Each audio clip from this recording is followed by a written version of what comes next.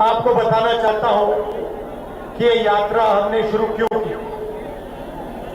देखिए, काफी समय से लोगों को शक हो रहा है कि इलेक्शन में कोई ना कोई घपला है, कोई ना कोई कमी है। ये काफी सालों से लोगों को लग रहा है। वही काफी लोगों को लग रहा है कि कोई ना कोई कहीं ना कहीं चोरी कर रहा है। तो महाराष्ट्र में लोकसभा का चुनाव होता है और उसमें इंडिया गठबंधन जीतती है। 4 महीने बाद विधानसभा का चुनाव होता है और उसी महाराष्ट्र में बीजेपी का गठबंधन स्वीप करता है और हमारा गठबंधन दिखता ही नहीं है, गायब हो जाता है।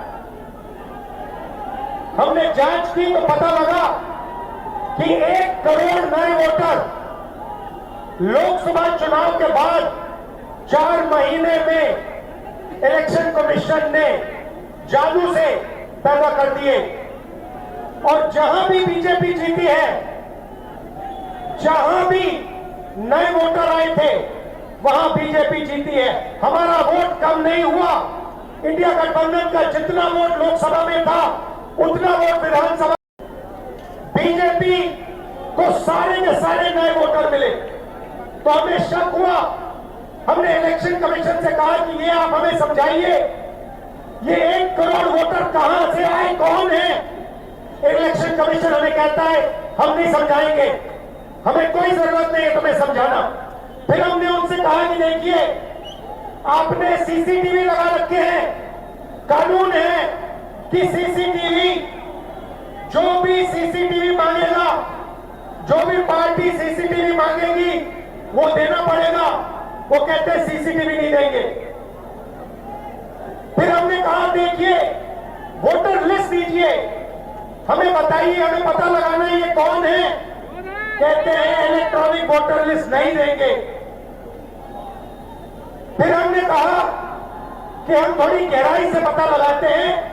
कर्नाटक में हमने एक लोकसभा चुनी, बेंगलोर सेंट्रल लोकसभा, और वहां पे एक विधानसभा में हमने वोटर लिस्ट को, जो कागज की वोटर लिस्ट होती है, 7 फुट कागज, उसको हमने एक एक करके छांट कर 4 महीने लगे। हमने एक वोटर का चेहरा दूसरे चेहरे से मिलाया, एक वोटर का एड्रेस दूसरे वोटर से, और हमने पता लगाया, सच्चाई निकाली। भाइयों बहनों, बेंगलोर सेंट्रल का जो चुनाव हुआ, बेंगलोर सेंट्रल में जो लोकसभा का चुनाव हुआ, वो चोरी का चुनाव था। इलेक्शन कमीशन और बीजेपी ने मिलकर बेंगलोर सेंट्रल में चोरी करी है।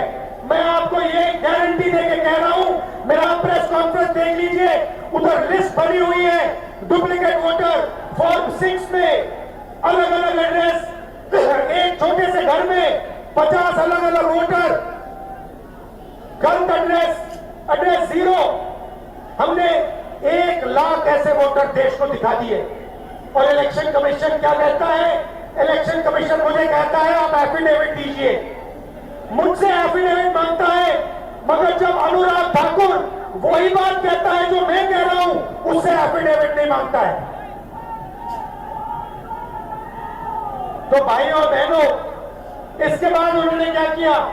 इन्हें पता लग गया कि अब इंडिया गठबंधन छोड़ेगा नहीं। इन्हें पता लग गया कि हम बात समझ गए हैं, वोट चोरी कैसे होती है, हम डुप्लीकेट वोटर की बात समझ गए हैं, फेक एड्रेस की बात समझ गए हैं, फॉर्म 6 की बात समझ गए हैं। तो इन्होंने अब नई तरकीब निकाली है, SIR। SIR मतलब बिहार की जनता से उनका वोट चोरी करने का तरीका। पहले छुप के करते थे, अब खुलेआम सबके सामने। आज उनका प्रेस कॉन्फ्रेंस होता है, मैं उनसे पूछना चाहता हूं, आपने कानून बनाया, आपने सीसीटीवी का कानून बनाया, फिर आपने उस कानून को बदला क्यों? सरकार ने क्यों बदला? मैं एक और सवाल पूछना चाहता हूं। भाइयों और बहनों, आप जानते हो कि इलेक्शन कमिश्नर पर कोई भी केस नहीं किया जा सकता है। आप जानते हो कि हिंदुस्तान का कोई भी court, high court, supreme court उन पर केस नहीं कर सकता है। आप जानते हैं कानून कब बना? जानते हो? 2023 में यह कानून बना। यह कानून 2023 में क्यों बना? क्योंकि नरेंद्र मोदी और अमित शाह ये चाहते हैं कि इलेक्शन कमीशन के खिलाफ कोई कार्रवाई नहीं कर पाए, क्योंकि इलेक्शन कमीशन उनकी मदद कर रहा है, उनके साथ वोट चोरी कर रहा है। और हमने इंडिया गठबंधन के बिहार के नेताओं ने मन बना लिया है कि बिहार में हम वोट चोरी नहीं होने देंगे। सवाल नहीं उठता, वोट चोरी नहीं होने देंगे। और भाइयों बहनों, देखिए, ये अंबेडकर जी का संविधान, महात्मा गांधी का संविधान, उसको बचाने की लड़ाई है, ये भूलिए मत। संविधान में लिखा है कि हर नागरिक, हर एक हिंदुस्तान के नागरिक को एक वोट मिलेगा। और इलेक्शन कमीशन जिंदों को मार रहा है। देखा आपने मेरा वीडियो? देखा?